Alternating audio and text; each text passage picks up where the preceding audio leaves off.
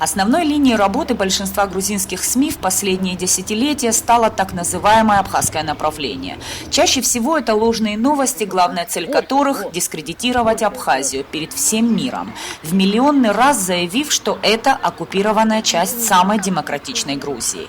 И несмотря на то, что эти фантастические фейки не подтверждаются, заингурские соседи продолжают их упорно публиковать, приправляя еще большими несуществующими подробностями.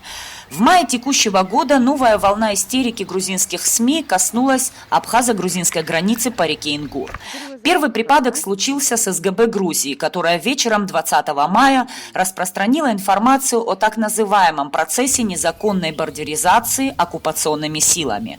В публикации уточняется, что были заменены установленные ранее колючие ограждения, которые, к слову сказать, были установлены на государственной границе Абхазии много лет назад. Ну а далее один заголовок посыпавшихся, как из рога изобилия публикаций, круче другого. Главный из них, собственно, объясняет всю развернутую пиар-кампанию. Грузии не нравится, что Абхазия обустраивает свою границу. И весь этот соус скандального приступа по-грузински по привычке приправили заботой о повседневной жизни местных жителей, ущербом среде безопасности и всякими другими высокопарными словами. На государственной границе Абхазии по реке Ингур, как и в целом в Галском районе, ситуация уже много лет спокойная. Совместную охрану абхазо-грузинской границы осуществляют абхазские и российские пограничники. Ситуация в районе сейчас очень спокойная. Не только сейчас, уже несколько лет, благодаря совместной работе наших погрануправлений России и Абхазии, стабильность видно.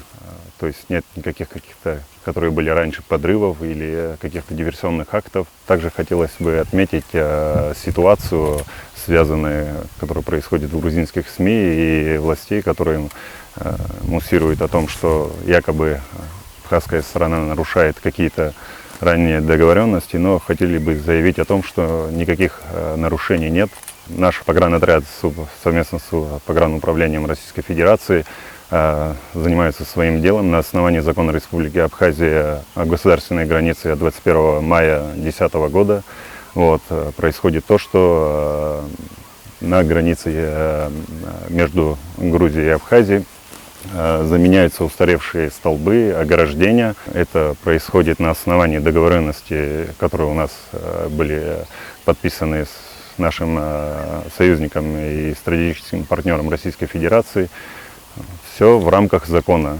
И как бы ни хотелось Грузии, эта деятельность ведется в строгом соответствии с законами Республики Абхазия. Это значит, что по реке Ингур установлены заграждения, колючая проволока, ведется строгий учет всех пересекающих государственную границу лиц и многое другое. Собственно, как это делается на государственных границах любой другой страны. 2 контрольно-пропускных пункта на границе с Грузией в селах Набакия и Отобая закрыты для пропуска граждан в декабре 2016 года. На месте прохода уже много лет заградительная проволока. И здесь ведутся работы по замене оградительных сооружений. Одна из причин реконструкции банальна. Границу со стороны Грузии ежедневно пытаются пересечь десятки животных. На наш взгляд, Грузия уже свыше 27 лет занимается этой пропагандой.